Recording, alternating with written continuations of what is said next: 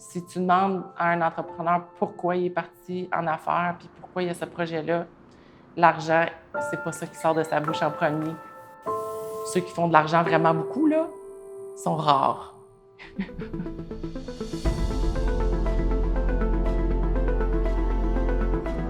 Il y a vraiment toutes sortes de profils d'entrepreneurs.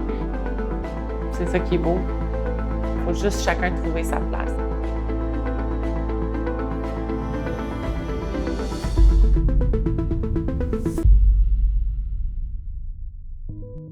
Je suis clairement une entrepreneur sociale. Moi, je veux avoir un impact dans la société. J'ai appris tellement des entrepreneurs qu'on aide. Ils m'ont beaucoup inspirée aussi. Puis à chaque jour, je me dis, il faut que je sois à la hauteur de nos entrepreneurs. Quand j'étais tout petit, c'était patenteux, créer des affaires, imaginer, apprendre. Puis c'est très tard que j'ai su que le métier d'ingénierie existait, puis que l'entrepreneuriat, ça existait aussi. Je faisais mes affaires, mais j'ai jamais su que je faisais de l'entrepreneuriat en faisant ça. Bien, je me rappelle de Dragan, puis il était déjà avec des billets d'avion d'acheter pour aller rencontrer des investisseurs en Californie, à Silicon Valley, mais pas prêt. Personnellement, j'avais l'impression qu'on n'était pas très loin du but au niveau technique de la solution. Mais j'étais si naïf, on était tellement loin, puis il restait tellement de travail à faire pour que ça fonctionne. On a fait beaucoup de travail avec lui là-dessus parce que faire du financement à l'international, là, c'est vraiment pas évident. Je me suis vraiment mindé à ce que dans ma vie, j'aie un impact significatif sur le futur de l'humanité.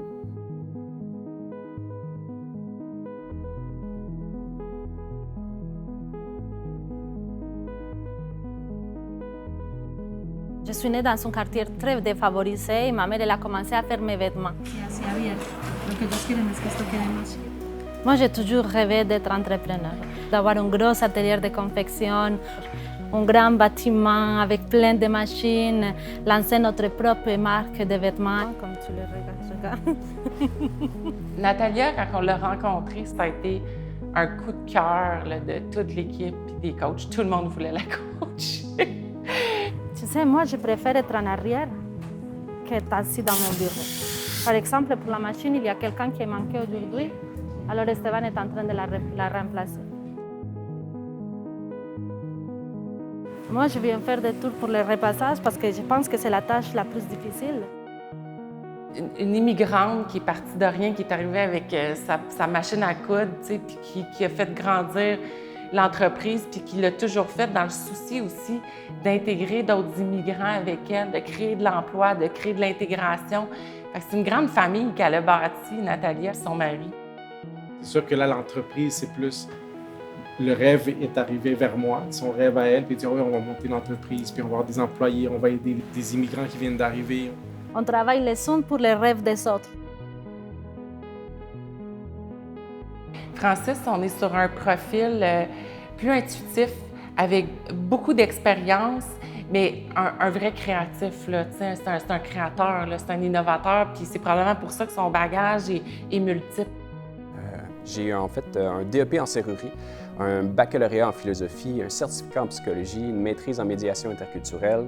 La formation en philosophie a été extrêmement positive dans mon parcours parce que une des choses qu'on fait souvent en philosophie, c'est essayer de trouver des réponses à des questions ou aussi trouver des bonnes questions à poser. Puis par la suite, comment construire de la connaissance pour atteindre un niveau de vérité, pour pouvoir prendre une décision, faire grandir finalement son point de vue. L'entrepreneuriat, c'est beaucoup ça. On analyse une problématique, on trouve les concepts qui sont derrière ça, on identifie les éléments qui sont importants, puis par la suite, on essaie de bâtir une réponse ou bâtir une vérité derrière tout ça.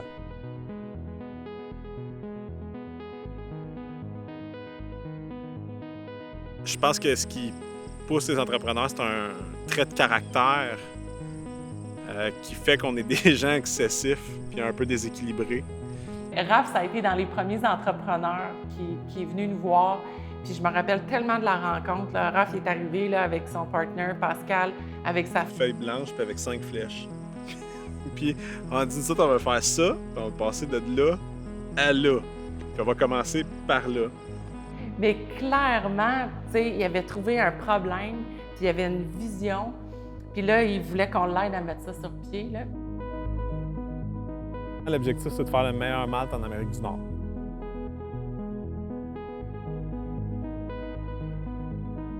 Espacing, c'est un réseau d'entrepreneurs qui accompagne des entrepreneurs innovants et émergents pour leur permettre de grandir plus vite, à bâtir des entreprises à croissance durable. Bien, en fait, Expedibox a débuté pendant un concours de démarrage d'entreprise d'une fin de semaine de temps. Donc, j'étais à la recherche d'un projet dans lequel m'investir et c'est là que les enjeux de la livraison à domicile, la livraison en zone urbaine dense est apparu. Puis on s'est dit, bon, qu'est-ce qu'on pourrait faire? Puis l'idée du casier intelligent est apparue. On a eu la chance de rentrer dans une cohorte chez Espacing et essayer de définir qu'est-ce qui pourrait être un MVP, donc un premier produit qui répond aux critères le plus minimum possible pour être intéressant pour un client. On est une entreprise de Sherbrooke. Donc, au début, on n'était qu'une petite équipe. C'était l'argent de nos poches, des marges de crédit personnel, tout all-in dans ce qu'on faisait.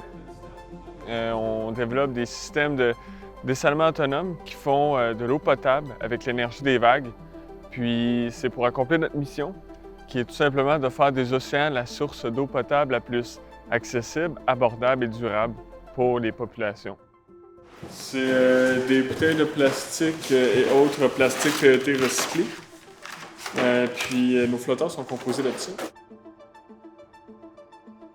Innomalt a commencé en fait dans le club de whisky, en quelque part en 2013. On a commencé à faire des itérations, puis à regarder le plan d'affaires.